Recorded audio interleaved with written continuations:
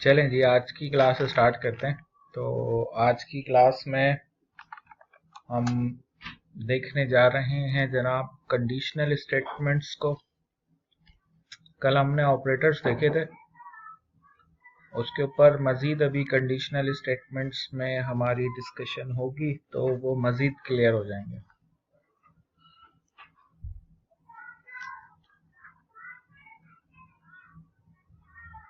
तो आज का हमारा टॉपिक है कंडीशनल स्टेटमेंट्स। अच्छा, अब कंडीशनल स्टेटमेंट्स क्या होती हैं? वो क्या है कि मिसाल के तौर पे मैं एक वेरिएबल बना लेता हूँ एज इक्वल्स टू 18 और आप चाहें तो इसको प्रिंट करवा सकते हैं। आप यहाँ पे नीचे आके लिखते हैं जनाब प्रिंट एज, तो ये क्या करेगा, ये इसको प्रिंट कर देगा और इसका आउटपुट आपको डिस्प्ले कर देगा कि भाई एज जो है वो 18 है। लेकिन इसमें ये हमेशा प्रिंट करेगा इस स्टेटमेंट को जो एज प्रिंट हो रही है। अब फॉर एग्जांपल मैं प्रिंट करवाना चाहता हूँ कि यू कैन वोट। अब ये जो लाइन है यू कैन वोट, ये आप जब भी कोड एग्जीक्यूट करेंगे तो ये कोड एग्जीक्यूट होगा तो प्रिंट हो जाएगा यू कैन वोट। आप इसको अगर कंडीशन बेस करना चाहते हैं, यानी कि मिसाल के तौर पे आप कहना चाहते हैं कि भाई अगर age greater than equal to 18 है तो you can vote, otherwise you can not vote. तो अब आपने यहाँ पर एक ये चेक लगा दिया है और इस चेक के अंदर हमने एक ऑपरेटर इस्तेमाल किया है ग्रेटर देन इक्वल टू, और इसमें हमने एक वेरिएबल इस्तेमाल किया है एज और एक कांस्टेंट है 18। अब ये जो एज है यहाँ हार्ड कोडेड है। आप ये कर सकते हैं कि जैसे हमने कल देखा था कि आप इनपुट ले लें यूजर से व्हाट इज योर एज, और इनपुट लेने के बाद उसकी एज को आप इंटीजर में कन्वर्ट करा दें और उसके बाद उससे पूछें कि व्हाट इज योर एज। तो अब देखें मिसाल के तौर पे अभी कोड अगर मैं रन करता हूं और मैंने कहा 15, तो कुछ भी आउटपुट नहीं आएगा, यानी ये लाइन एग्जीक्यूट नहीं होगी। अलबत्ता ये कि अगर मैं यहाँ पर 22 कह देता हूँ तो यहाँ पर लिखा हुआ नजर आ जाएगा आपको यू कैन वोट। तो हो ये रहा है कि ये लाइन अब उस वक्त एग्जीक्यूट होगी जब ये कंडीशन ट्रू होगी। This is known as a condition. Condition क्या होती है? कंडीशन के अंदर कुछ वेरिएबल्स होते हैं और ऑपरेटर होता है। यानी टिपिकल कंडीशन कुछ इस तरह की होती है कि there is a variable, then there is an operator, and then in the end there is another variable, और it can be a constant. तो इस तरह की कोई कंडीशन होती है और इसकी जो कंडीशन होने की शर्त ये है कि it should return a Boolean type, a Boolean value, यानी कि ट्रू या फॉल्स। तो कंडीशन आइदर या तो ट्रू रिटर्न करती है या फॉल्स रिटर्न करती है। ठीक है, तो इफ के साथ, इफ एक कीवर्ड है और इसके साथ आप कोई कंडीशन इस्तेमाल कर सकते हैं। ये आपने कॉलन लगा दिया तो अब ये कंडीशन ट्रू होगी तो ये लाइन चलेगी, अगर ये कंडीशन फॉल्स है तो ये लाइन नहीं चलेगी। नहीं, ये तो पता होना चाहिए। देखिए, आपने जो वेरिएबल है ना उसको इस्तेमाल करना है ना, तो आपको पता होना चाहिए कि कौन सी डेटा टाइप होगी। अब एज हमें पता है कि एज हमेशा इंटीजर होगी।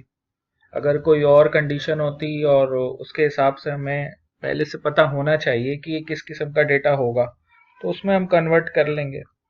ठीक है, हमें पता होता है नॉर्मली कोड में वेरिएबल बनाते हुए कि ये कौन सी डेटा टाइप होगी। बाकी लैंग्वेजेस में तो हम वेरिएबल बना ही नहीं सकते डेटा टाइप मेंशन किए बगैर। वेरिएबल का पता होता है कि इसमें किस किस्म का डेटा होगा, उसके बाद ही इसको बनाया जाता है।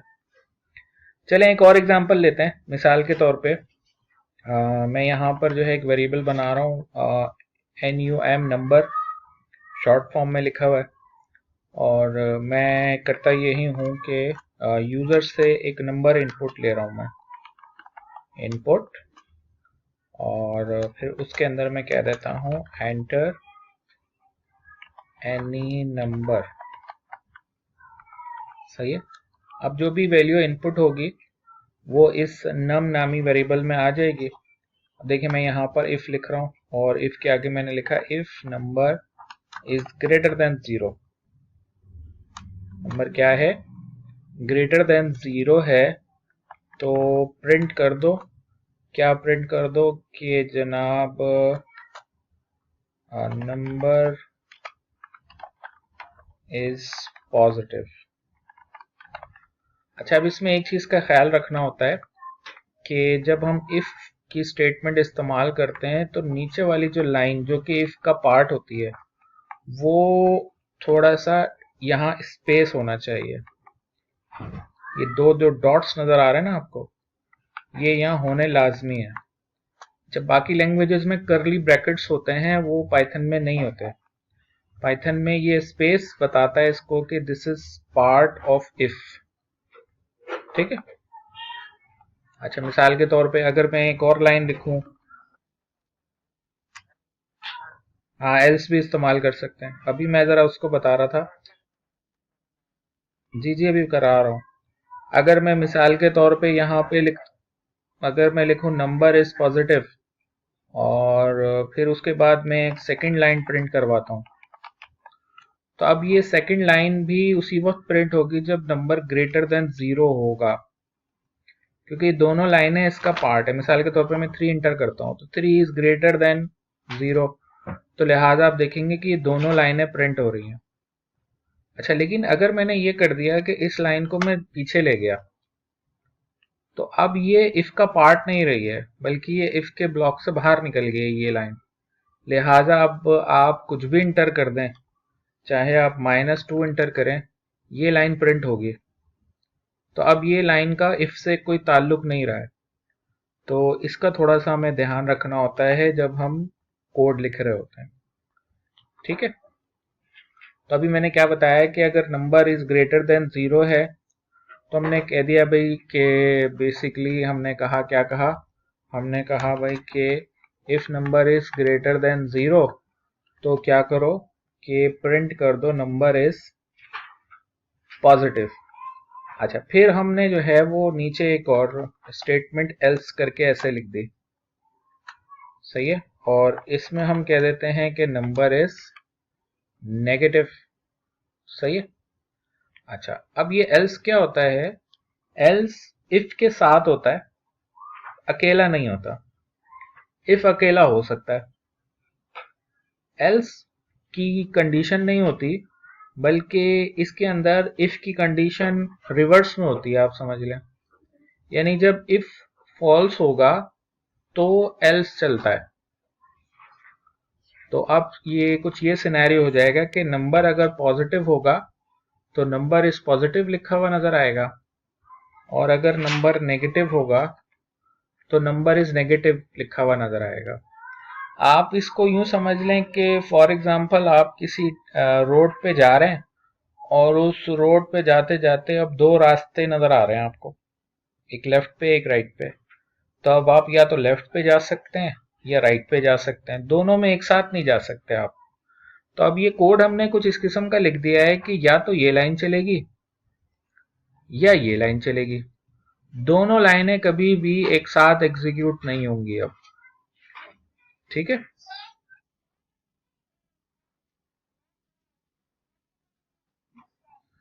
बेटा इसको आप ना रिकॉर्डिंग देख के कॉपी करिएगा। अगर आप साथ साथ करेंगे ना तो समझ नहीं पाएंगे, अभी आप समझ लें इसको। ठीक है, बाद में रिकॉर्डिंग देख के इसको आप कॉपी करिएगा।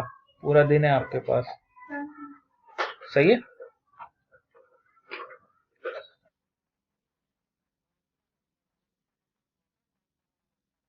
जी जी बिल्कुल होता है, आते हैं उसके ऊपर।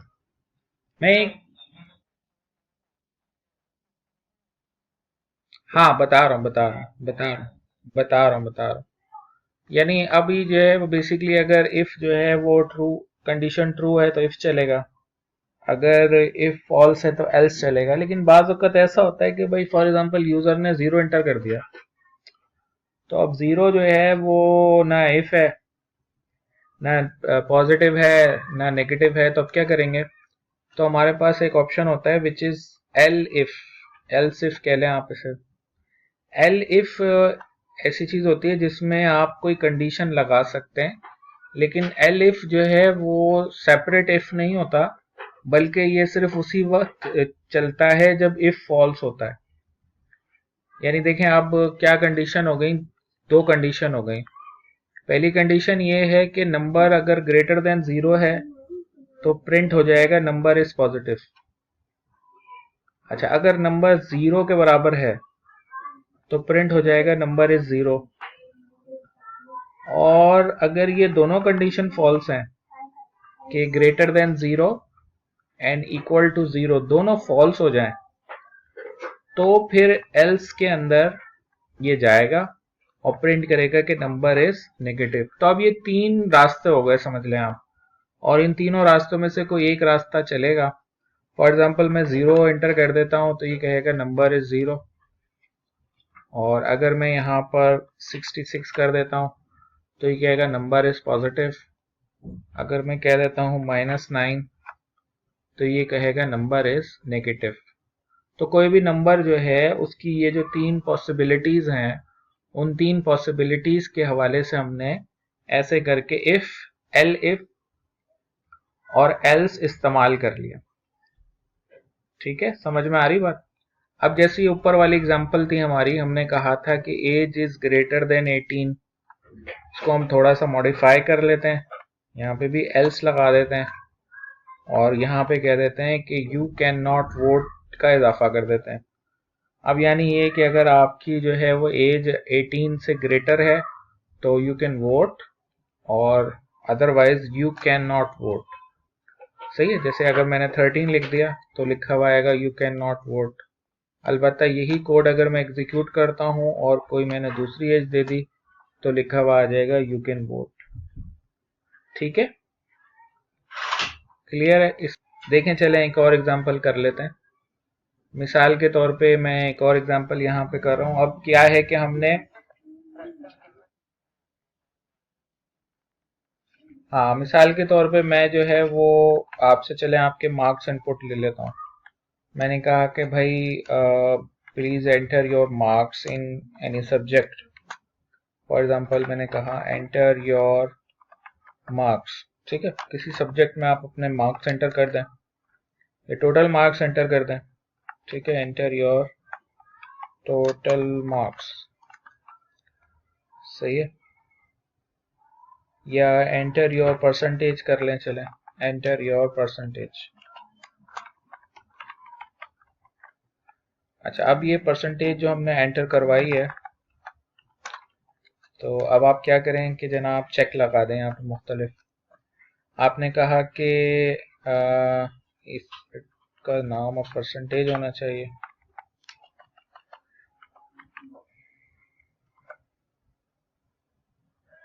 अब जो परसेंटेज है आपकी वो अगर for example greater than equal to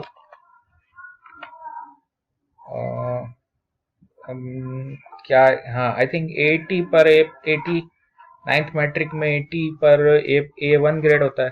ठीक है, तो लिहाजा ये A प्लस कर दिया इसको। ठीक है, अच्छा अब ग्रेटर देन 80 नहीं है, देखें अब इस चीज को समझिएगा, ग्रेटर देन 80 नहीं है तो फिर ये चेक करेगा कि ग्रेटर देन 70 है। तो अब इसमें ये चीज शामिल हो गई है कि जो भी वैल्यू है वो लेस देन 80 है।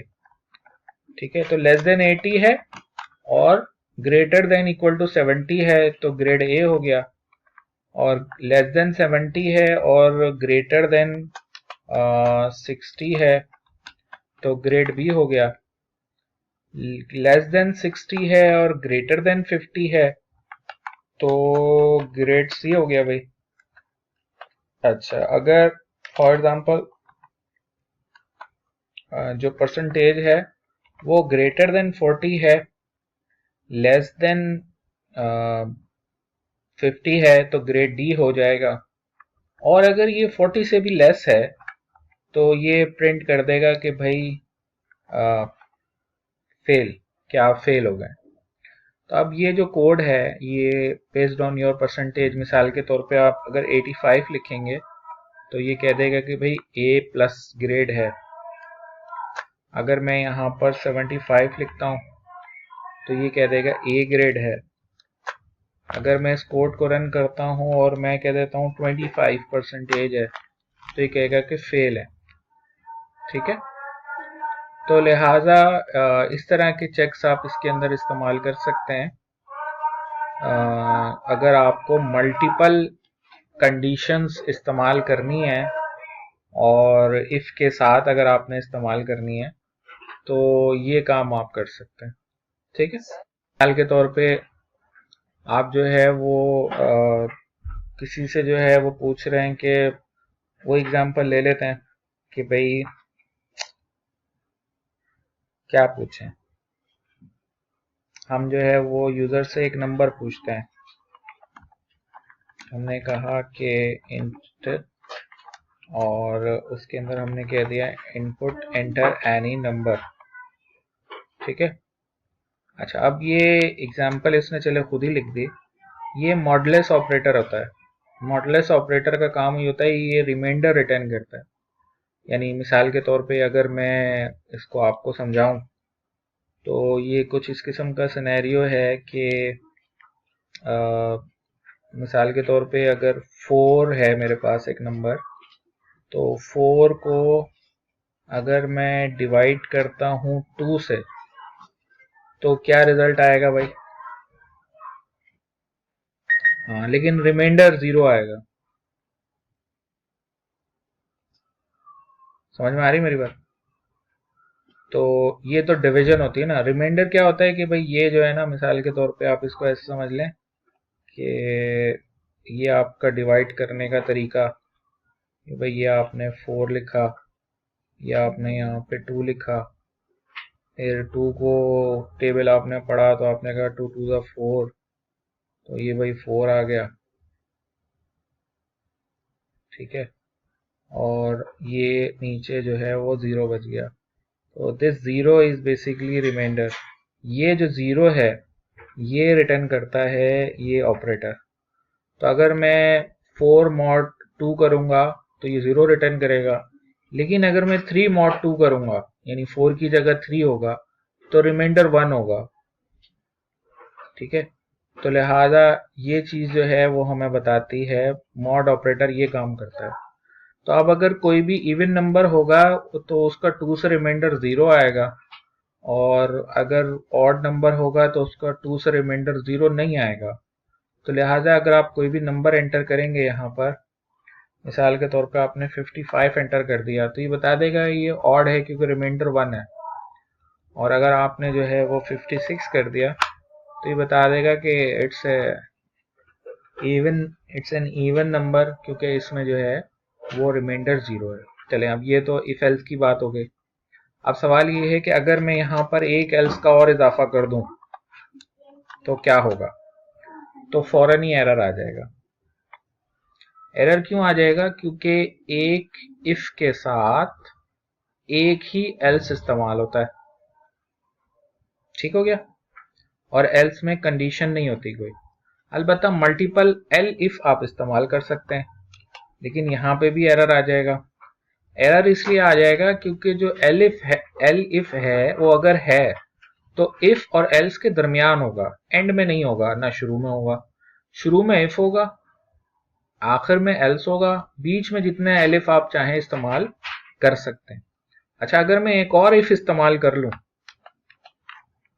और उसमें कोई कंडीशन दे दूं, जैसे मिसाल के तौर पे मैंने कहा नंबर लेस देन 10, तो अब it's a different condition.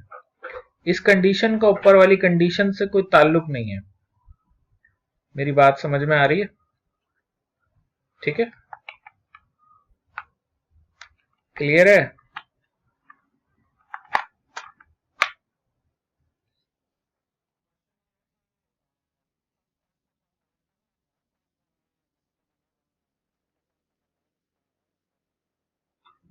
Switch इस्तेमाल कर लें, आ जाएगा आगे। ठीक है। अच्छा, अब एक और एग्जांपल हम देख रहे हैं कि सपोज हम यूजर से उसका यूजर नेम और पासवर्ड इनपुट ले रहे हैं। ठीक है, तो मैंने कहा यूजर नेम का एक वेरिएबल बना दिया और फिर मैं कहता हूँ इनपुट, और इसमें मैंने कह दिया एंटर यूजर नेम। तो इसको कन्वर्ट करने की जरूरत नहीं है क्योंकि ये स्ट्रिंग रिटर्न करेगा। फिर यूजर पासवर्ड को भी मैंने इनपुट ले लिया, इसमें मैं कह देता हूँ एंटर पासवर्ड। ठीक है। अच्छा, अब यहाँ पे मैं एक चेक लगा रहा हूँ, मैं कह रहा हूँ if user name equals to admin is our username and user password equals to 1234।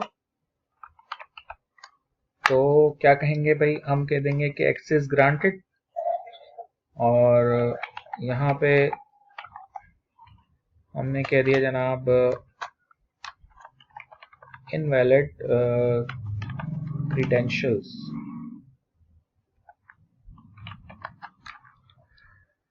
अब ये जो कोड है वो आपसे दो वैल्यूज इनपुट लेगा, यूजर नेम और पासवर्ड। और अगर यूजर नेम एडमिन है और यूजर पासवर्ड 1234 है तो ये कह देगा कि एक्सेस ग्रांटेड, अदरवाइज कहेगा इनवैलिड क्रेडेंशियल्स। अब जैसे मैं यहाँ पर कुछ भी दे देता हूँ इनपुट, तो नतीजा क्या होगा कि ये कहेगा इनवैलिड क्रेडेंशियल्स। अलबत्ता ये कि अगर मैं यहाँ पर एडमिन और पासवर्ड में 1234 कर दूंगा तो ये कहेगा एक्सेस ग्रांटेड। ठीक है, तो ये भी एग्जाम्पल है इफ एल्स की। अलबत्ता ये कि इसमें जो काम मैंने किया है ना कि ये एंड ऑपरेटर मैंने इस्तेमाल कर लिया है, तो एंड ऑपरेटर की जगह मैं ये भी कर सकता था कि मैं नेस्टेड इफ लगा देता।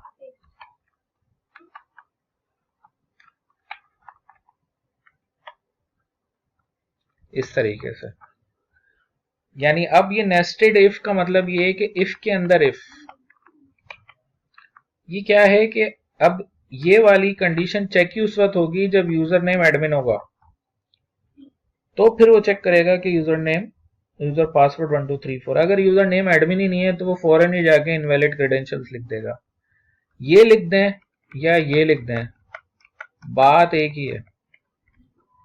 तो ये जरा एंड लिखने से जरा ये कि लाइन ऑफ कोड भी कम हो जाता है और थोड़ा सा जो है वो कोड ज्यादा बेहतर है as compare to nested if आप इस्तेमाल करें, आप एंड ऑपरेटर इस्तेमाल कर लें, वो ज्यादा बेहतर है। एंड ऑपरेटर का कॉन्सेप्ट और नेस्टेड इफ एक ही चीज है। ठीक है, तो लिहाजा एंड ऑपरेटर यूज करना ज्यादा बेहतर है। समझ में आ रही मेरी बात? इसमें कोई कंफ्यूजन तो? गेम क्या खेलेंगे हम कि भाई ये गेम है, मुझे तो नहीं आता, मेरे बच्चों को आता है। अब आप लोग बताइएगा। अब एक प्लेयर वन है हमारे पास, तो उससे हम इनपुट ले रहे हैं। इनपुट क्या ले रहे हैं हम कि भाई प्लेयर वन साहब आप ये बताइए, इसको 3 चॉइसेस दे रहे हैं, रॉक, पेपर और सीजर। ठीक है, ये प्लेयर वन को हम ये 3 चॉइसेस दे रहे हैं कि इनमें से कोई एक चॉइस एंटर कर दो। ठीक है, और इसी तरीके से यही चॉइस हम दे रहे हैं किसको, प्लेयर टू को, रॉक पेपर सीजर। ये प्लेयर टू है। अब प्लेयर वन भी इनमें से कोई एक सिलेक्ट करेगा और प्लेयर टू भी करेगा। तो अब हम यहाँ पे लॉजिक्स लगाएंगे कि मिसाल के तौर पे अगर प्लेयर वन ने अगर वही करा है जो प्लेयर टू ने करा है, यानी प्लेयर वन भी रॉक कर रहा है, प्लेयर टू भी रॉक कर रहा है, तो इट्स अ ड्रॉ। अगर प्लेयर वन भी पेपर कर रहा है, प्लेयर टू भी पेपर कर रहा है, तो it's a draw. Player one और प्लेयर टू दोनों सीजर्स कर रहे हैं, तो इट्स अ ड्रॉ। तो ये हमने पहली लॉजिक तो ये अप्लाई कर दी। क्या अप्लाई कर दी कि दोनों सेम है, तो ये क्या कहलाएगा, ड्रॉ कहलाएगा। सही है भाई, ऐसे ही होता है। इसको कह देते हैं इट्स अ टाई।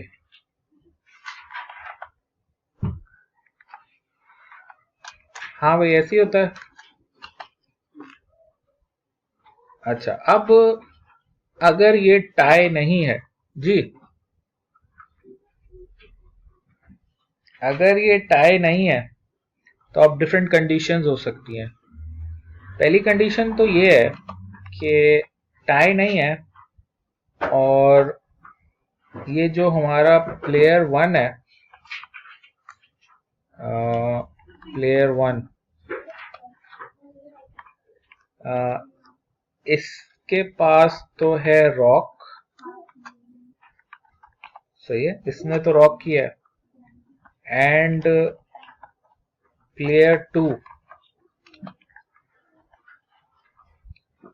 टू साहब जो हैं उन्होंने सीजर किया है। तो अब क्या होता है भाई, अगर प्लेयर वन रॉक है और प्लेयर टू सीजर है तो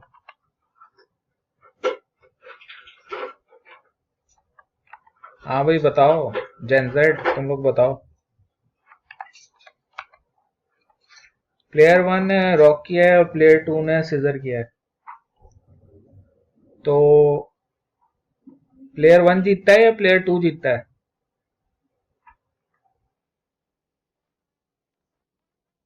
प्लेयर वन जीतता है। अच्छा ठीक है। अच्छा चलो, यानी ये प्लेयर वन की विनिंग कंडीशन है ना। अच्छा, फिर मैंने इसमें और लगा दिया। फिर मैंने कहा कि प्लेयर वन जो है वो अगर वो करता है पेपर,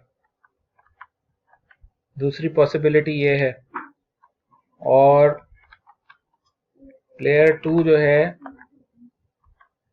वो करता है रॉक,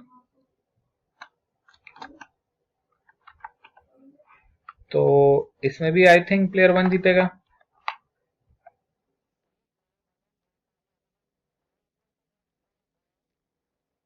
सिंगल इक्वल्स टू जो है ना वो असाइनमेंट ऑपरेटर होता है, ये असाइन करता है वैल्यू। जबकि डबल इक्वल्स टू होता है, ये ट्रू या फॉल्स रिटर्न करता है। जब दो वैल्यूज को कंपेयर करना होता है ना कि ये इसके बराबर हैं या नहीं, तो डबल इक्वल्स टू लिखते हैं। जैसे ऊपर लिखा था हमने, user name equals to admin, या यूजर पासवर्ड इक्वल्स टू 1234। अगर मैं यूजर नेम सिंगल लिख दूंगा ना, तो इट्स नॉट अ कंडीशन, ये असाइनमेंट स्टेटमेंट हो जाएगी। कंडीशन स्टेटमेंट ट्रू या फॉल्स रिटर्न करती है। तो user name equals to admin यहां करना पड़ेगा। अगर मैं ऐसे लिखूंगा user name equals to admin, ये वाला, तो ये असाइनमेंट हो जाएगी। ये यूजर नेम में एडमिन स्टोर कर देगा। ठीक है, और ये चीज जो है ना, इट्स अ कंडीशन, या अदर ट्रू रिटर्न करेगी या फॉल्स रिटर्न करेगी। चलें, तो हमारे पास क्या क्या कंडीशन आ गई कि भाई प्लेयर वन पेपर है, प्लेयर टू रॉक है। सही है, तो इसमें भी प्लेयर वन जीतेगा भाई। बताओ भाई, मुझे नहीं आता ये। टू जीतेगा अगर प्लेयर टू रॉक है और प्लेयर वन पेपर है तो जीतेगा।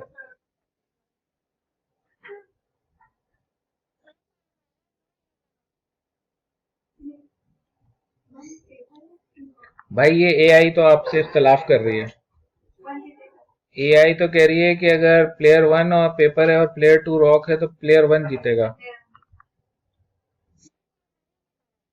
हाँ, एआई भी यही कह रही है भाई। चलो, तुम लोगों को भी नहीं आता, वेरी गुड। अच्छा, प्लेयर वन अगर सीजर है और प्लेयर टू पेपर है तो फिर भी प्लेयर वन ही जीतेगा। एआई तो यही कह रही है। तो ये तीन कंडीशंस हमने लगाई हैं। अब चलें कोई भी जीतेगा, लेकिन ये तीन कंडीशंस जो लगाई हैं, ये कंडीशन एंड और का एक कॉम्बिनेशन है। वो क्या है कि देखें, ये एक कंडीशन ये है और एंड से मिलके ये पूरी एक कंडीशन है। इस कंडीशन का ट्रू उस वक्त होगा जब दोनों ये कंडीशन ट्रू होंगी, क्योंकि बीच में एंड लगा हुआ है। अच्छा, ये है या प्लेयर वन पेपर है और प्लेयर टू रॉक है, या प्लेयर वन सीजर है और प्लेयर टू पेपर है। तो इन तीनों कंडीशंस में से कोई एक सूरत हाल भी हो जाती है तो प्लेयर वन जीत जाएगा। अदरवाइज इनके अलावा जो भी पॉसिबिलिटीज हैं बाकी सारी, यानी 3 के हिसाब से 2 की पावर 3 के तकरीबन 6 पॉसिबिलिटीज, ये जो बंडल के 3 हैं ये, तो इनकी तो ज़्यादा बन जाएगी। तो लिहाजा ये जो पॉसिबिलिटीज बन रही हैं 8, उसमें से जो भी पॉसिबिलिटीज हैं बाकी, उनमें प्लेयर 2 जीत जाएगा। सही है। इस कोड को रन कर लेते हैं। मिसाल के तौर पे प्लेयर 1 जो है वो रॉक है और प्लेयर 2 जो है वो पेपर है, तो ये प्लेयर 2 जीत जाएगा। ठीक है। और इसी कोड को मैं दोबारा रन करूं और प्लेयर 1 जो है वो पेपर है और प्लेयर 2 जो है वो रॉक है, तो प्लेयर 1 जीत जाएगा।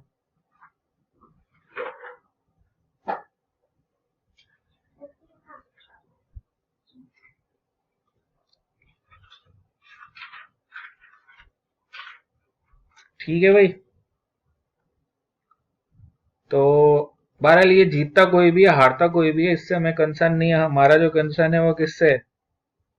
हमारा कंसर्न है जनाब एंड और से। अगर दोनों सेम हो जाते हैं तो इट्स अ टाई। ठीक है, समझ में आ रही बात?